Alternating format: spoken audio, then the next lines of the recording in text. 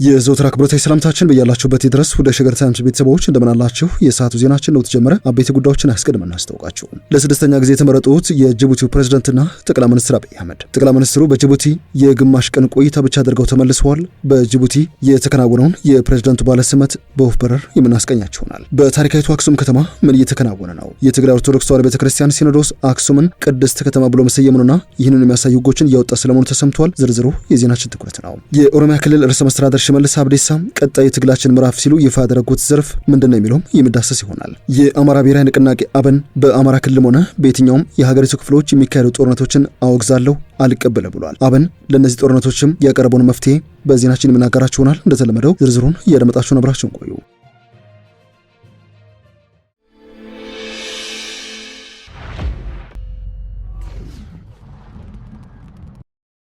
ለስድስተኛ ጊዜ የተመረጡት የጅቡቲው ፕሬዝዳንት እስማኤል ኦማር ጌሌና ጠቅላይ ሚኒስትር አብይ አህመድ በጅቡቲ የነበራቸውን ቆይታ በማጠናቀቅ ዛሬ ከሰዓት በኋላ ወደ ኢትዮጵያ ተመልሰዋል። ጠቅላይ ሚኒስትሩ በጅቡቲ የነበራቸው ቆይታ የግማሽ ቀን ውሎ ብቻ ነው። ጠቅላይ ሚኒስትሩ ለተመራጩ ፕሬዝዳንት እስማኤል ኦማር ጌሌ የባለ ሲመት ስነ ስርዓት ለመታደም ጅቡቲ ሄዱት ዛሬ ማለዳ ነበረ። አብይ በጅቡቲ በነበራቸው ቆይታ ባጋረው ጽሁፍ የተመራጩ ፕሬዝዳንት እስማኤል ኦማር ጌሌን የባለ ሲመት ስነ ስርዓት ለመታደም ጅቡቲ ነበርኩ ብለዋል። ፕሬዝዳንት እስማኤል ጌሌ ለሀገራቸው የሚሰጡት አገልግሎት ሁለንተና እድገትን እንዲያስቀጥል ልባዊ ደስታቸውንና መልካምነታቸውን በመግለጽም ጭምር ጠቅላይ ሚኒስትሩ ሲቀጥሉ በኢትዮጵያና በጅቡቲ መካከል ያለው የቆየ ወዳጅነትና ስትራቴጂካዊ አጋርነት ለህዝቡ የጋራ ብልጽግና እንደዚሁም ለቀጠናው ሰላምና መረጋጋት መጠናከር መሰረት እንዲሆን እመኛለሁ ነው ያሉት። አንጋፋው ፕሬዝዳንት እስማኤል ኦማር ጌሌ በሚያዝያ ወር መጀመሪያ በተደረገ ፕሬዝዳንታዊ ምርጫ በድጋሚ ከተመረጡ በኋላ ለስድስተኛ ጊዜ ነው ዛሬ ቃለ መሃላ የፈጸሙት። ይፋ ውጤቶች እንደማሳዩት ኦማር ጌሌ 97.8 በመቶ የሚሆነውን የመራጮችን ድምጽ በማሸነፍ ነበረ ለስድስተኛ ጊዜ የትንሹ ሀገር ጅቡቲ ፕሬዝዳንቱን የተመረጡት። የሀገሪቱ ፓርላማ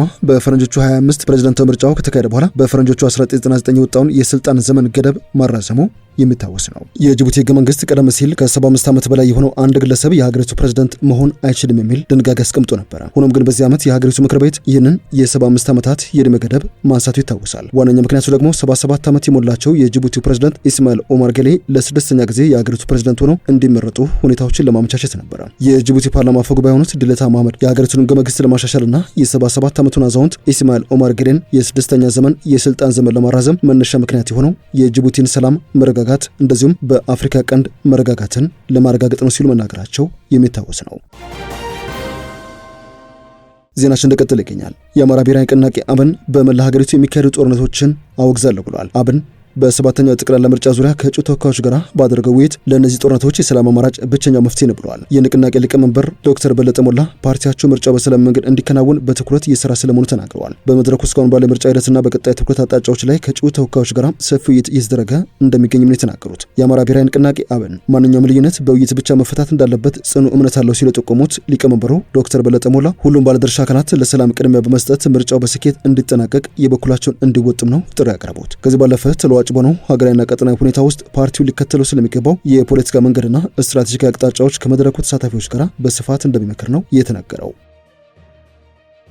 የኦሮሚያ ክልል ርዕሰ መስተዳድር ሽመልስ አብዲሳ ቀጣዩ የትግላችን ምዕራፍ የትምህርት ጥራትን ማረጋገጥ ነው ሲሉ ተደምጠዋል። ርዕሰ መስተዳድሩ ሽመልስ ትምህርታችን ወሳኝ ምዕራፍ ለበመሆኑ የቀጣዩ ትግላችን ምዕራፍ የትምህርት ጥራትን ማረጋገጥ ነው ባላቸው የኦሮሚያ ትምህርት ቢሮ 33ኛ ዓመት ምስረታ በዓሉን ባከበረበት የቢሾፍቱ ከተማ መርሃ ግብር ነው አቶ ሽመልስ አብዲሳ ይህን ያሉት። ርዕሰ መስተዳድሩ በኦሮሚያ ክልል የትምህርት ተደራሽነትን ለማሳደግ በተሰሩ ስራዎች ከፍተኛ ውጤት ተመዝግቧል ባይ ናቸው። በክልሉ የትምህርት ጥራትን በማረጋገጥ በእውቀትና በቴክኖሎጂ የበለጸገ ትውልድ ለማፍራት የመምህራንን አቅም ማሳደግ እንደዚሁም የህዝቡን ትምህርት ላለውን ተሳትፎ ማሳደግ ላይ ትኩረት ተሰጥቶ እየተሰራ ስለመሆኑ ነው የገለጹት። የህዝባችንን የወደፊት ዕጣ ፈንታ ለመወሰን ዛሬ በትምህርት ላይ በርትተን መስራት ይገባልን ባይ ናቸው። የትምህርት ሚኒስትሩ ፕሮፌሰር ብርሃኑ ነጋ በበኩላቸው የቀለምና ዘመናዊ እውቀትን በማስማማት ትውልድን መቅረጽ ሊበረታታ ይገባል ብለዋል። በክልሉ ባለፉት 33 ዓመታት የትምህርት ዕድልን በማስፋፋት የተማሪዎች ቁጥር ከጊዜ ወደ ጊዜ እየጨመረ የመጣ ሲሆን በዚህ ወቅት ከ12.4 ሚሊዮን በላይ ተማሪዎች በትምህርት ገበታ ላይ ይገኛሉ ነው የተባለው።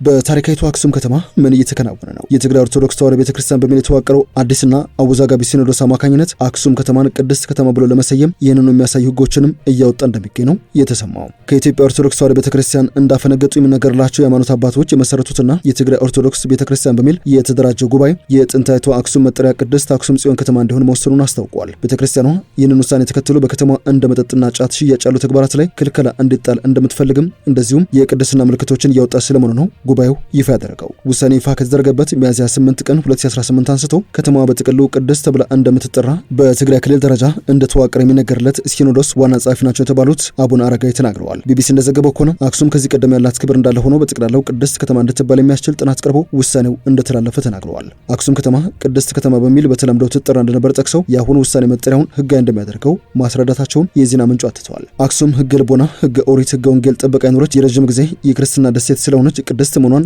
አቡነ አረጋዊ የተባሉት አባት አስረድተዋል። ብዙ መንበረ ታቦት፣ ጽዮናት፣ መንበረ ጽላት፣ መንበረ ሰሞራ፣ መንበረ ብዙ ቅዱሳን ስለሆነች ያላት ክብርም እንዳለ ሆኖ ካሁን በኋላ ደግሞ ከተማዋን ጠቅላላ ቅድስት የሚያስብላት ተጠንቶ ያለው ግብዓት ቀርቧል በማለትም ነው ለዜና ምንጩ ያብራሩት። ከኢትዮጵያ ኦርቶዶክስ ተዋሕዶ ቤተክርስቲያን በሰሜን ኢትዮጵያ ጦርነት ሳቢያ እንደተገነጠለና የራሱን ማህበር እንዳደራጀ የሚናገረው ይህ የትግራይ ክልል ኦርቶዶክስ ተዋሕዶ የተባለው ስብስብ ከተማዋ በዚህ ዘመን ያላትን ቅድስና ቀጣይ ትውልድ ይዞ እንዲሄድ አጠቃላይ ከተማዋ ቅድስት ተብላ እንድትጠራ ተወስኗል ነው የተባለው። ከኢትዮጵያ ኦርቶዶክስ ተዋሕዶ ቤተክርስቲያን ከሰሜን ኢትዮጵያ ጦርነት በኋላ በተለዩት አባቶች የተመሰረተው ሲኖዶስ ዋና ጸሐፊ አቡነ አረጋዊ አክሱም በአጠቃላይ ቅድስት ከተማ እንድትባል በመወሰኑ ምክንያት መጠጥና ጫትን የመሳሰሉ ሙሉ በሙሉ ክልክላ እንዲጣልባቸው ከሚመለከታቸው አካላት ጋር ንግግር እየተደረገ ይገኛል ብለዋል። ለሆቴሎችም ስርዓት የሚወጣበት ህግ እያወጣ ነው። ከተማዋ ቅድስት ከተባለች የቅድስና ስራ ሊሰራባት ይገባል ባይ ናቸው። ይህ ውሳኔ የተላለፈው በከተማ የሚገኙ የእስልምና ሃይማኖት ተከታዮች ጋር የተያያዘ ውዝግብ በድጋሚ በተስተዋለበት ወቅት ነው። በከተማ የሚገኙ መስጊዶች ከሚያዝያ መጀመሪያ አንስቶ የስግደት ስነ ስርዓታቸውን መስተጓጉሉ እየተናገሩ ይገኛሉ። የኢትዮጵያ እስልምና ጉዳዮች ጠቅላይ ምክር ቤት ሚያዝያ 7 ቀን በወጣው መግለጫ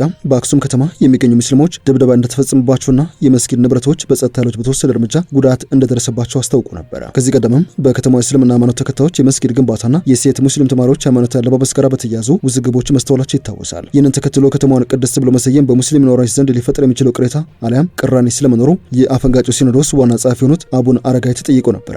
ዋና ጸሐፊው ከአክሱም ህብረተሰብ ጋር በሰላም በፍቅር የሚኖሩ ወንድማማቾች ናቸው ሲሉ መልሰዋል። የተለየ ሀሳብ ይኖራቸዋል ብዬ በግል ያላምንም ሲሉ የመለሱ ሲሆን አሁንም አክሱም ቅድስነቷን፣ ታላቅነቷን፣ ጥንታዊነቷና ቅርስነቷን በማመን የሁለቱ ሃይማኖት ተከታዮች ማህበራዊ መስተጋብር እንዳላቸው ጠቅሰው ቅድስት በመባሏ የተለየ ድጋፍ ይሰጣሉ እንጂ የሚቃወሙት ነገር ይኖራል ብዬ አላስብም፣ ካለ ግን ከሙስሊሙ ህብረተሰብ ጋር መነጋገር ይቻላል በማለት ማስረዳታቸውን የቢቢሲ ዘገባ ያሳያል።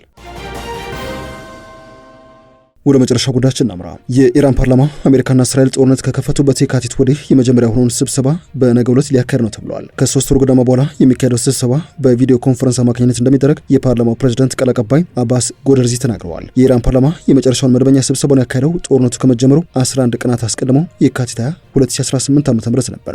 ነገ የሚካሄደው ስብሰባም ከ82 ቀናት በኋላ የሚደረግ ነው። ፓርላማ ያወጣው መግለጫ እንደሚያስረዳው የነገው ስብሰባ ዋነኛ አጀንዳዎች የገበያ አለመረጋጋት፣ የህዝብ ስጋቶችና ሰሞነኛ የዋጋ ንረት ናቸው። የኢራን እስላማዊ ምክር ቤት ከጦርነቱ በፊት በነበረው የመጨረሻ ስብሰባ የተወያየው ስለ ዓመታዊ ረቂቅ የበጀት ማሻሻያ ነበር ተብሏል። ፓርላማው ለረጅም ጊዜ ስብሰባ ሳካሄድ የቆየው በደህንነት ጉዳዮች የተነሳ እንደሆነ የተገለጸ ሲሆን አሜሪካና ኢራን የተኩስ አቁም ስምምነት ላይ ከደረሱ በኋላ የኢራን ፕሬዝዳንትና የካቢኔ አባላት አልፎ አልፎ በአካል በመገኘት ስብሰባዎችን ሲያካሄድ ቆይተዋል። በመጀመሪያው ቀን የአሜሪካና እስራኤል ጥቃት የተገደሉትን አያቶላ ካማኒ የሚተካ መሪ ለመምረጥ የተደረገው የሊቃውንት ጉባኤ ድምጽ የመስጠት ሂደት የተካሄደው በኦንላይን እንደነበር የሚታወስ ነው። ወደ ሸገር ታይምስ ቤተሰቦች የሰዓቱ ዜናችን አበቃ።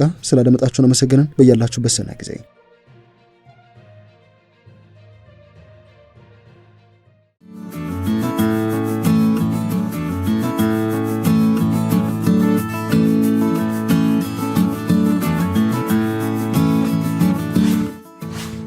ሸገር ታይምስ ሚዲያን ሰብስክራይብ በማድረግና ደወሉን በመጫን ይከተሉን።